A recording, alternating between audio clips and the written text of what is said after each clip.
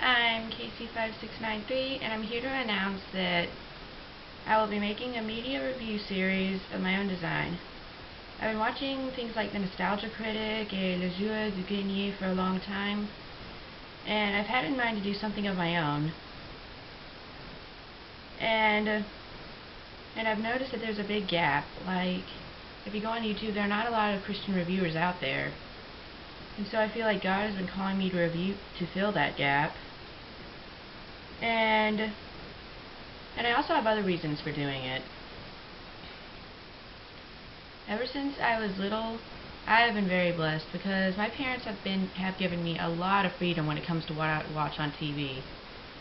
Sure, I would watch stuff on Disney Channel, Nickelodeon, and Cartoon Network. Anything else I thought was for grown-ups was probably boring. But at the same time, on those shows, I was never given any restriction on what I should watch or could watch. And that was really cool. And so because of that, I've been allowed to watch things like, earliest thing I remember watching, probably Generation 2 My Little Pony. And Looney Tunes, of course, I've had them in my mind for as long as I can remember. And even late at night, I was allowed to watch things like Toonami. You know, things like Outlaw Star, Ocean Dove, Dragon Ball Z, Rurouni Kenshin, I have no idea if I'm pronouncing that right, and Sailor Moon, things like that. And so that has been a big blessing in my life, and that's really cool because I've been able to go back and, rediscover some of those things. Like, hey, I remember watching that when I was a kid. And because of that, I've been aware of a lot of things that some of my classmates, say, I've never heard of that and stuff, but I've heard of it. And so that's just a really cool feeling to have had access and been exposed to that much, to a lot of media. And that freedom is also translated to the internet. On the internet, and I forgot to say that my parents are sci-fi geeks, and so I've also seen a lot of Star Trek and Blake 7 and Doctor Who in my life. Anyways, moving on. On the internet, when I was 10, before the internet, before YouTube was even invented, my sister introduced me to albinoblacksheep.com. And on that site, I was also free to explore it. On that website is pretty much a bunch of artsy videos. It's not just people talking like you see here. It's a bunch of art stuff that you can tell people took a lot of time creating. A lot of claymation, animation, you name it. There's a lot of cool stuff on that site, and a lot of it is transferred to YouTube. And on YouTube, I've had a lot of freedom too. I've spent a lot of time, I have to admit, way too much time on YouTube watching stuff, and I've been able to discover a lot of things like Nostalgia Critic, Le Joueur du Grenier, which is French Nostalgia Critic, I guess, but he is a lot more popular. And I've been able to discover things and rediscover things, and like Animaniacs and Dragon Ball Z. It's actually been pretty cool. However, this freedom, I have to admit, has come with a downside to it.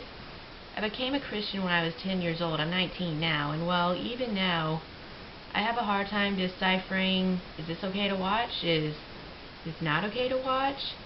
And I have to admit, because of that, not being sure where I stand, I've seen some stuff I probably shouldn't have. Like Albino Black Sheep, for instance. I've seen some videos. There's some really artsy stuff and some beautiful stuff, but there's also a lot of crude stuff that I have to admit my life would have been cleaner if I had not have watched. Not that I've done anything bad, no. I mean, in my mind it would have been cleaner because those images wouldn't have been in my head.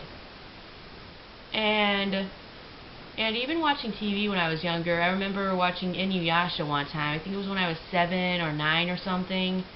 I watched this one episode and it gave me nightmares for like a week. And so just stuff like that, I wish that sometimes that I had been given more guidelines for what to watch. And Christians now, many Christians growing up, maybe your parents did give you guidelines, maybe they didn't. Many Christians are just trying to find out where they stand. And pretty much, that's where I am. And I feel like many Christians, when trying to decipher which media is okay to watch and which isn't, they often go one of two ways. The first way is legalism, which is something I can't stand, and I've seen a lot. It's where pretty much if you look at something, you decide, oh, it's different, it's weird, it must be bad, or you just Or you just look at all media except Christian media and say, oh, all this is bad, you can't watch it ever. And you pretty much just block everything off. First of all, that view is dangerous because it can turn you into a Pharisee. Second, and make you legalistic. Second of all, that view is dangerous because well, it makes you lose the ability to relate to the outside world. Like if you're like the Amish people, they're very good, but people feel like they can't relate to them because they're so different. As Christians, we're called to live in the world but not of the world, and one way we do that is by responding to media, by knowing about it.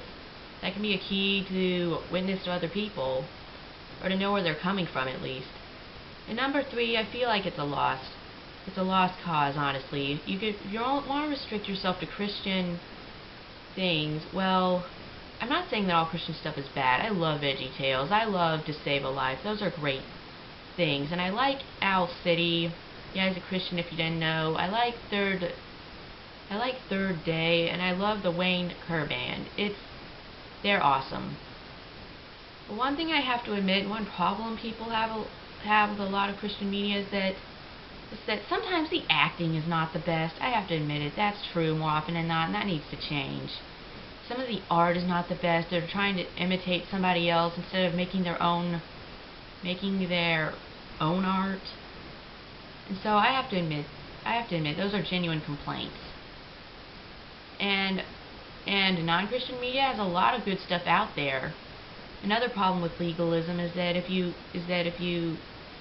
say you can only watch Christian stuff, you end up missing a lot of good stuff, because granted, there's a lot of bad things out there, but there are also a lot of good things, and so by marking off all the non-Christian things, you're actually stopping yourself from watching a lot of good stuff with a lot of good messages.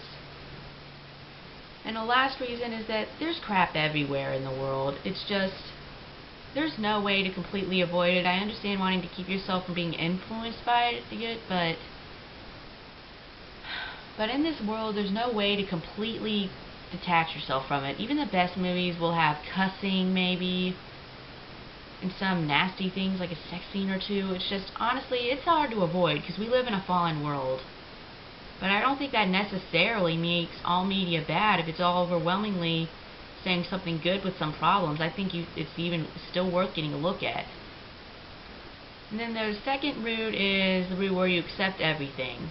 The route Katy Perry and Jessica Simpson have gone. They completely embrace the world and all its evils and actually say, yeah, this is awesome. There's a lot of problems with that.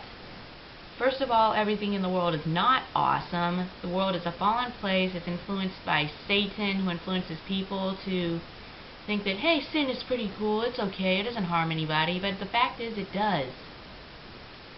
And if you just accept all media, you're allowing yourself to be influenced. You can allow your mind to be influenced by something that is genuinely bad. And honestly, that's not good for you. I've walked more the legalistic route than I have the other route, although I have been influenced in some bad ways, I have to admit. However, there is a third route you can take where you don't totally become legalistic, or you don't accept everything media says either. The third route and the best route is sort of to take everything with a grain of salt and sort of to accept what's good in media and to love what's good in it while rejecting what's bad. If Christians remember the verse about Jesus telling his disciples to be salt and light in the world, that applies to media. Salt, it preserves what is good. It adds flavor to make things good. It's just making things good and preserving and valuing what is good in the world is part of our job as Christians. And light and creating things that shine a good light, create a good influence, and influence people in a good way. That is another call of Christians in their media, and in reviewing media, I think. And I think the best way to review media is two ways. One, imagine God is sitting with you, and often that has helped me because I've watched some stuff and then I've thought of God sitting next to me watching this, and I was like, nope, not watching it, turn it off. And two, I've realized or I've learned, I think this was a sermon, and it's a great sermon, but, or I read this somewhere, I don't remember, but thinking of media as like a friend. Because people spend so much time with media nowadays, it could be considered a friend. No friend you ever make is going to be completely perfect. That is impossible because human beings aren't perfect. And while every person will have their problems, however, there is a difference, a major difference between people who really are going to be your friends, really are good influences in your life, who like good things and influence you to be a better person out of being friends with them. And then there are people who you really shouldn't hang out with, who are just going to drag you down, who influence you to do bad things and honestly don't care about your well-being. There are friends like that, and if you think of media it makes it a little easier to decide what's good and bad for you. Anyways, my prayer is, honestly, is that I plan on reviewing videos using the third route. I want to